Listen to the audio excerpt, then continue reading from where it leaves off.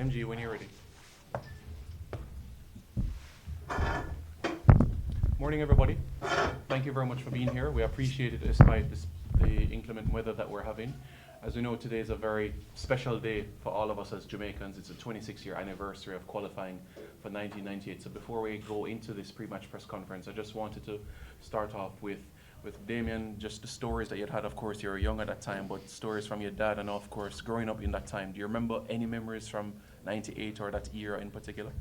Yeah, I mean, I remember we had to be at the stadium from like midday sometimes because it was too packed, you know, and a lot of traffic and stuff. And coming from East Kingston, basically the whole community, probably 200, 300 people, used to come to the game just to support. I remember we had like this huge flag, massive, like probably 6 feet by 6 wide, big, you know, representing and stuff. And you know, it was a good experience because I was very close with most of the players. We were like a family. They were always at my house, you know, or we went to the players' house back in the day up in Cherry Gardens, and it was fun. It was a good experience. Not much with the playing, like, because I was younger. I don't remember the games that much, but I remember like I had this one shirt. It was like a pirate or something with a ball.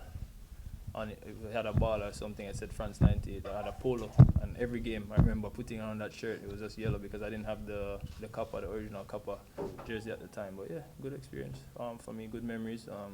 You know, something that I carry with me. You know, for motivation and to kind of try to repeat the feat. You know. Well said. Coach, being in camp the last 4 or 5 days, preparation for you. How has it been so far for you? Yeah, so far so good. Some late incoming players always makes it difficult for us to do tactical trainings and stuff. So, but I think we've done the best out of what we had and the time we had and the players coming in. So I'm quite happy with this camp. Okay, we can open the floor now for questions. You can indicate by raising your hand, yourself, your outlet, and we'll start things. All right, Jerome, you want to kick things off? Yeah, morning, coach. An important game, something historic about it, given that if we win across both legs, we'll qualify to the semi-finals for the first time of the Nations League. I see a few changes in the squad. Well, some people are not here for a name, especially Demari Gray, who has done so well for us. Can you give us an update on his omission and if he's going to be available for the next part, or is it he's out for the entire window? Yeah, so it's some injury doubts. Amari Bell, Demari Gray. So we're just taking it basically a day by day. Hopefully they can be involved, but we are taking it day by day if they are available, etc. So, but I think most of the players are fit and ready, but these two in particular are in doubt of playing. So they weren't in training today. Yeah. But there's no writing them off of playing tomorrow. No, we are not writing anyone off. For sure, we're not writing anyone off, and not for this game or the next game. We are keeping it open. If they will become available, we'll play them. But it's going to be a late fitness test tomorrow. All right. A follow-up. The last 3 Nations League games, I don't think we kept a clean sheet. How much of a concern is that for you going forward against a team that is very potent with some of their players? Not if we score more than the opponent. I don't think a clean sheet that matters if we score more goals. So we've scored a lot of goals. That wasn't in the question, but we've been scoring more and more goals, and that's a relief. But of course, we always like to keep a clean sheet, especially in a double header like this. Is important, even though we don't have the best of games. If we can keep a clean sheet, then we always have a possibility to win. So we take the defending seriously in this team. All right. Yes, you can. Very mechanic from within the company. Coach, I always like to find out what's the mindset like within the camp heading into a crucial fixture like this. What's the vibe like? I'm gonna ask Damien to answer what the vibe is like. Yeah, to be honest, this is probably one of the best camp since the gaffer has come in. The guys are really firing. The vibe obviously is always good. Guys are, you know, joyful, happy, smiling, happy to be here, excited. We haven't seen each other, you know, in a couple of weeks, you know, probably over a month. But yeah, training has been really good. Guys look sharp. you know, the team looks like, yeah, we're very focused, serious, and really want to get the results. If I can add on to this, I think we have been playing better. So as a team, we have been playing better. We have been a little bit inconsistent, both between matches, but also in matches. But I feel that we are playing, let's say, longer spells of good rather than bad. So the good spells are extending. We are scoring more goals. The connections, because of stability in squad selection, in team selections, the stability is coming because the players are connecting. They are understanding each other better, both defensively and attacking. What's important as well, connected to what Nana was saying, is that I think the players in their clubs are doing really well. If you look up, across our selection, all the players are playing 90 minutes almost every game, and they are doing well. That's really important for the national team. So yeah, I think for the opponents, given that also last camp was a good one for us, 2 wins, securing first place. So for opponents, I think this is the worst time, at least since I came, to meet Jamaica. Coach Tariq Magee is a player that a lot of Jamaicans have been calling for to see in the squad.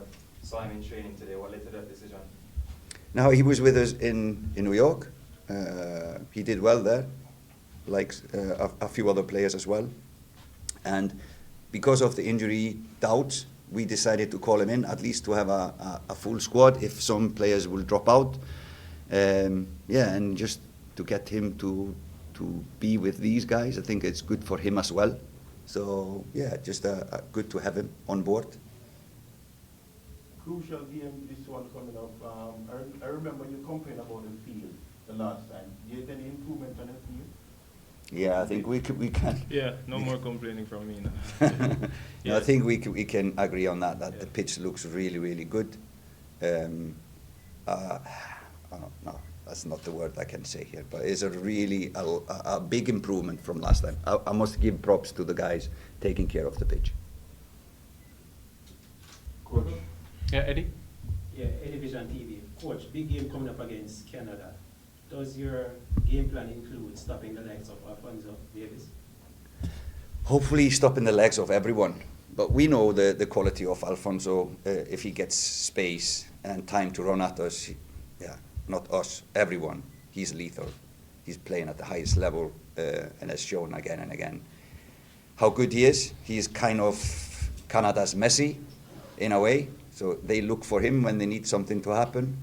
And when he is on the ball, things happen quickly around him. So not only him is in speed, a lot of players will start moving when he is on the ball. So for sure, he is one of the guys that we have been talking about, how we can close down. Any follow-up, Eddie? Good? All right. Rohini Blake, Dre Anyweather TV. Coach, we are on a hurricane watch. Has the weather, the inclement weather, what effect does it have on your plans for the game? And then I have a follow-up question from Damien. But the forecast the forecast is bad, isn't it? No, we cannot change the weather. We have a lot of power, but we can't change the weather. So why bother about it? I don't think it will change the way we want to play. Maybe some minor tweaks, but yeah, it's no reason why we should be afraid of the weather. Both teams are going to play in it, and we can't change it, so we just better accept, whatever weather it comes. Probably works in our favor because we're used to this. Canada isn't. So, and they've been getting rain all week in Miami. We haven't. This is probably the first day of rain for us in training, so I think it will work in our favor. And the follow-up question to Damien. Against North American teams, you have proven to be a lethal threat from set plays, especially corners. We all remember the goal that was not given a goal against the United States. But can you tell us just what's your mindset, what allows you against those North American opponents when you go out for a set piece? And to be honest, it's a team effort, It's not really just one player.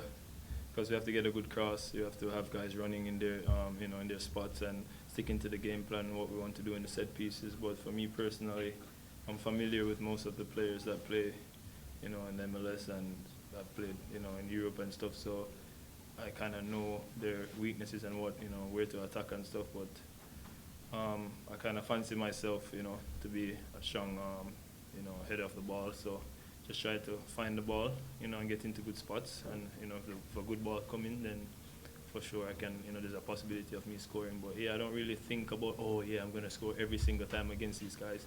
It's just a collective effort from everyone, with the runs and, what the gaffer wants us to do during the set pieces.